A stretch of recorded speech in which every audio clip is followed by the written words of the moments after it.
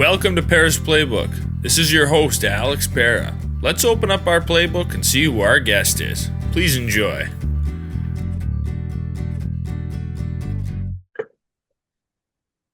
Welcome to episode 120 of Pera's Playbook. Today I'm joined by Joah Shay, plays basketball at Auburn University. How's it going tonight? It's going amazing.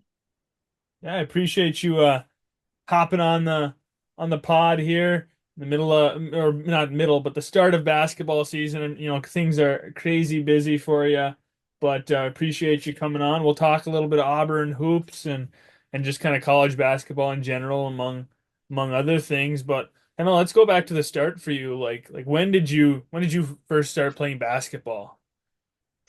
So I was about 3 years old when I actually started playing like competitively because my dad was at the University of Tennessee with Bruce Pearl, and that's where I was born. And when I was three, every basketball camp that they had started at age 5. So my dad was like, we're not waiting for him to be 5 years old for him to start playing basketball. So he threw me in the 5-year-old division when I was three, and I just kind of started picking it up from there. That's crazy. Yeah. Were there any other kids that were younger than 5, or were you the only one? Um, I've seen kids like throughout um my dad's years as a coach, like at his camps and the head coach's camps that he's like worked for. I've seen a couple kids be around that age when they're put in these camps, but when I was at Tennessee camp, I think I was for sure the youngest one out there at the time. Yeah. So your dad played college ball at Iowa. He coaches at Wake Forest now, but he's coached all over the place. Like you said, he coached with Bruce Pearl in the past. I mean, that must have been a huge asset growing up as a kid. Like you can go home and your dad can help you on your game. He can like help coach you up. He can help you work on things. There's so many kids, right? They go home and maybe their parents never played basketball. They didn't play sports growing up, so they don't like have that extra perk of having a dad that knows a ton about basketball. That had to be huge growing up.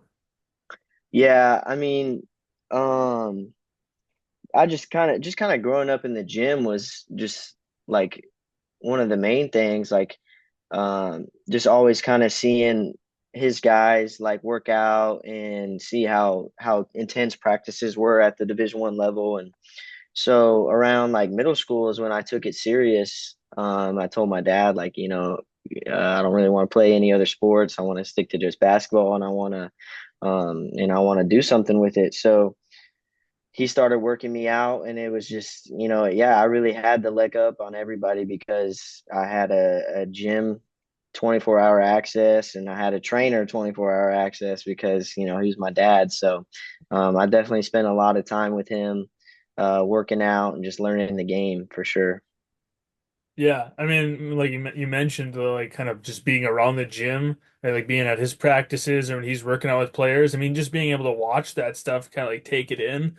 That alone is a huge advantage. Just kind of like getting a little bit of a taste b before you actually got there.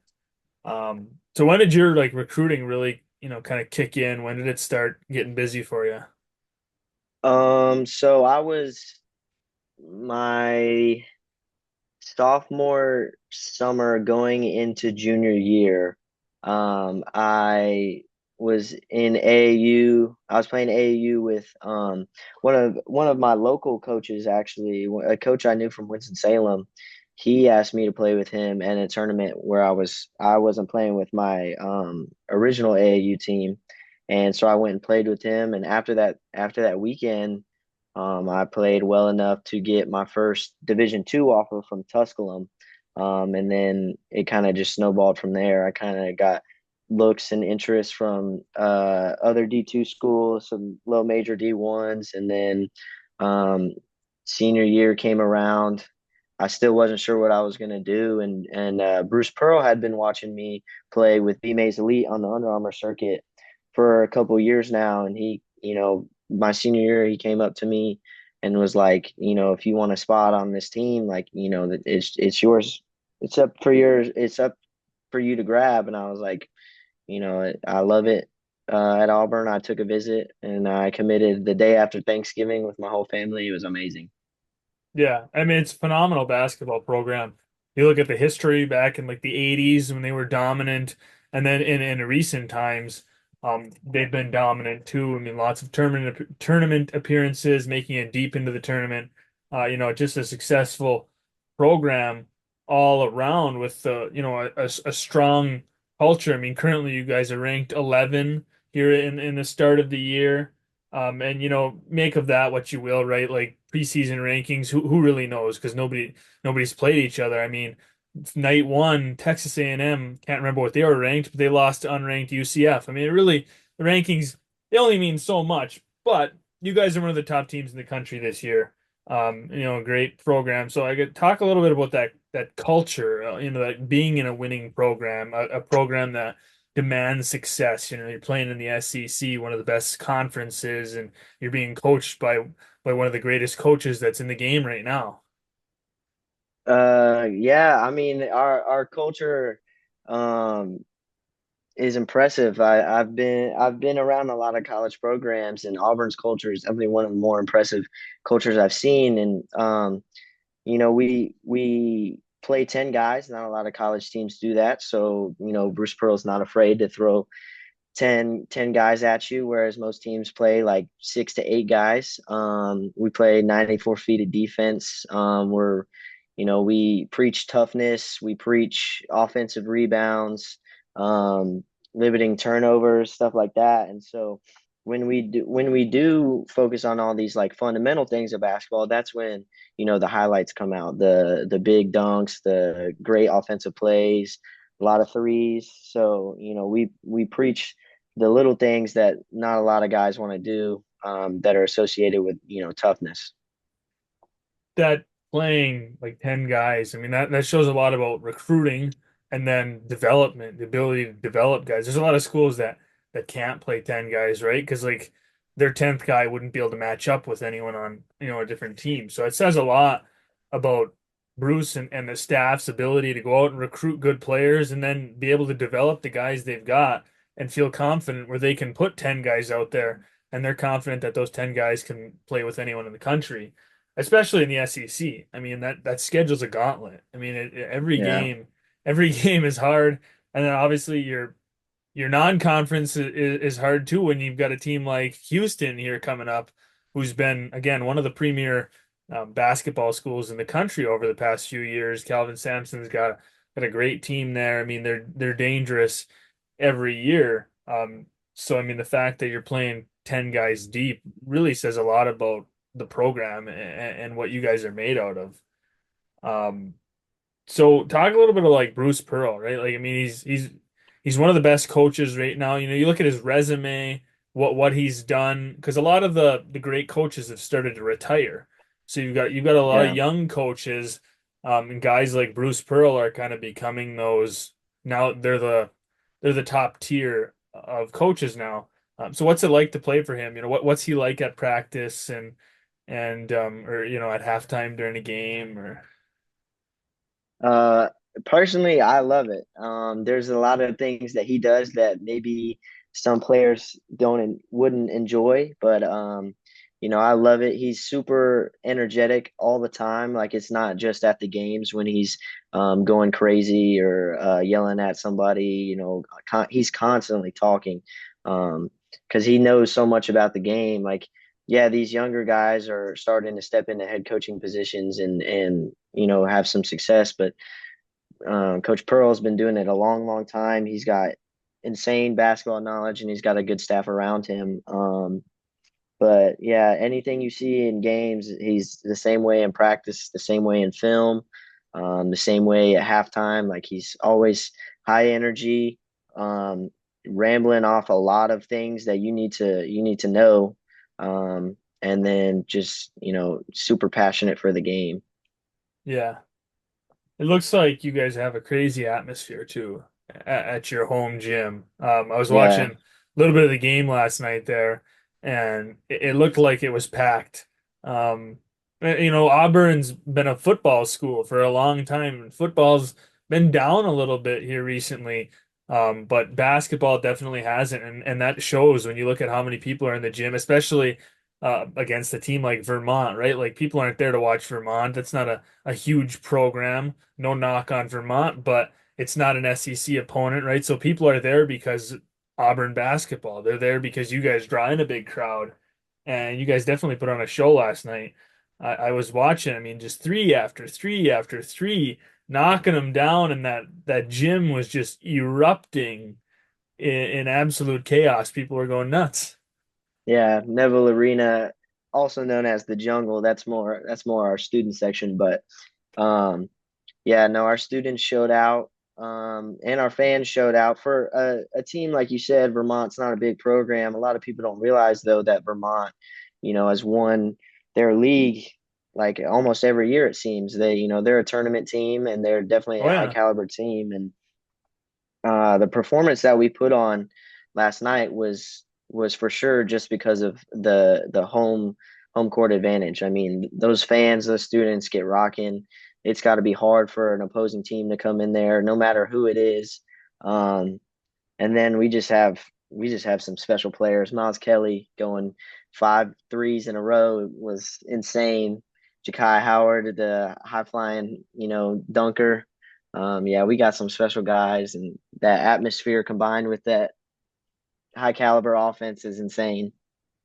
yeah. I mean, like you were talking about, hard for anybody to come in there. It's hard to think when you're in that like that noise. You like can't you make mistakes, and you turn the ball over, and then you guys capitalize on it, and then it gets even louder, and then you keep making mistakes because it's getting louder and louder and crazier. So it's definitely right. Not every team's got a home court advantage. You go to some places, they don't have big crowds. It's not loud. So it's definitely a huge advantage that not everyone's got. Talking about some of the great players you guys have, that's got to be nice for you too, right? As a young player, you're playing against those guys in practice, so you're getting to play against some of the best players in the country every single day, which is just going to help you get better as you grow as a player.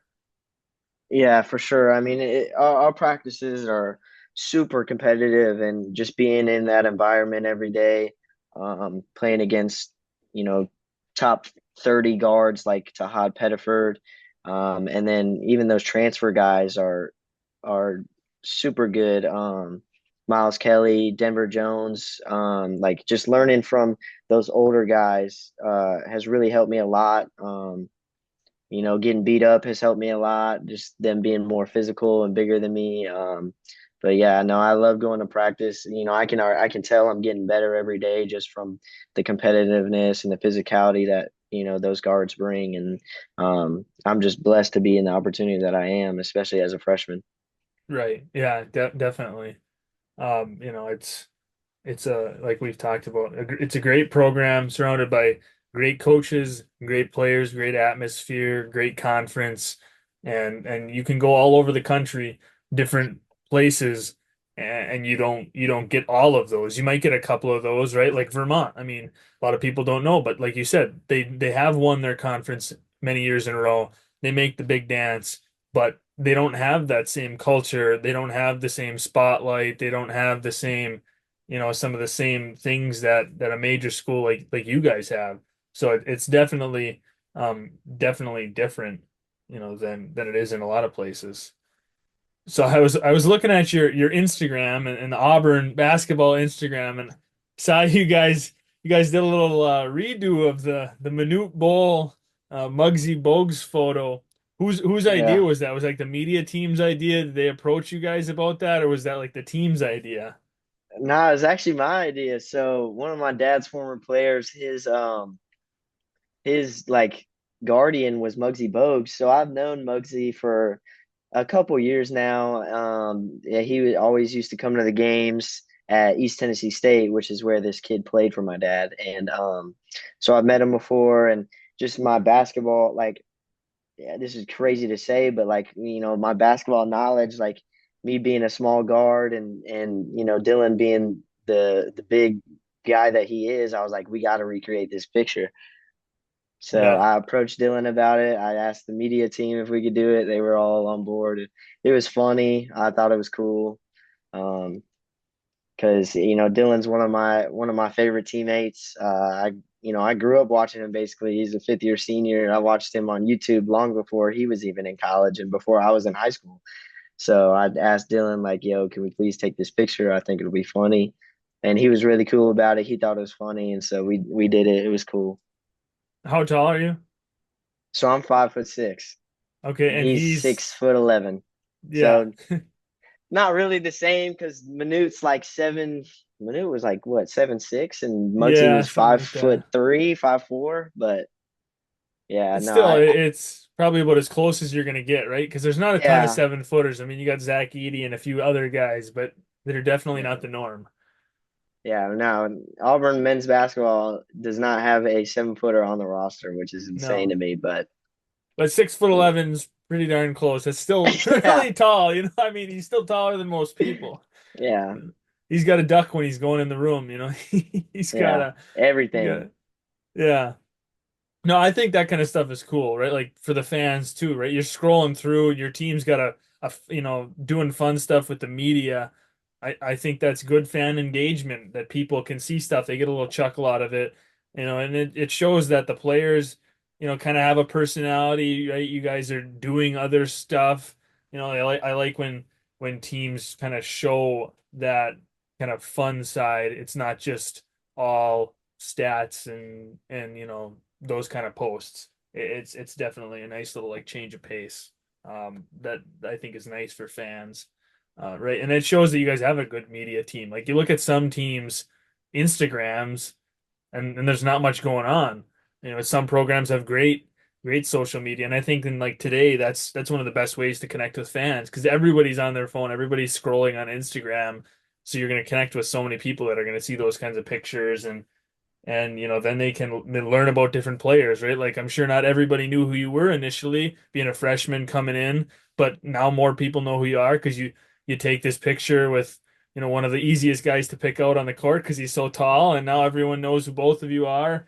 Maybe they didn't follow basketball much, and now they saw a picture and like, hey, this is kind of cool. I'm gonna look into it or whatever. So definitely cool. Yeah. So growing up, were you more of an NBA guy or a college guy? Because your dad was associated with so many college programs. Like, what did you like to watch or like follow the most? I mean, for sure, I was always watching my dad's games wherever he was at. So I would say more college because my dad was intertwined with it. I would also watch other college games. I wasn't necessarily interested in the NBA as much. Um, I mean, I did grow up in like one of the peak primes of NBA with those Cavs Warriors finals, but other than that, I don't really pay attention that much to NBA games.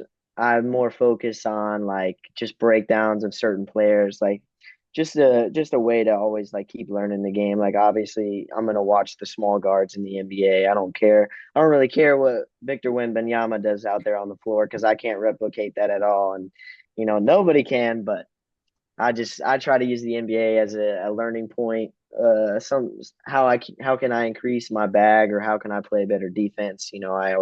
I try to just watch video breakdowns of smaller guards in the NBA, but I would definitely say college. I was in tune with every game, almost any game that was on that night. When my dad wasn't playing or his game was over, I was turning it on and watching. I didn't care what team it was. Do you have certain players you'd like to watch more? Like if you're gonna look at highlights, there's certain guys that you like tend to look at their stuff. Yeah, for sure. Right now, I've definitely watched a lot of Jalen Brunson, Trey Young. I'll do Steph Curry occasionally. Everyone says Steph is small. I still think he's taller than some of the other guards you can see in the league. But yeah, Jalen Brunson, Trey Young. I watch a little bit of TJ McConnell just because I think he plays, better defense than the other two I mentioned. But yeah, really, if there's a small guard in the league, I've definitely watched some sort of breakdown or highlights or analysis on his game just to try to learn. What would you like? How would you describe your play style?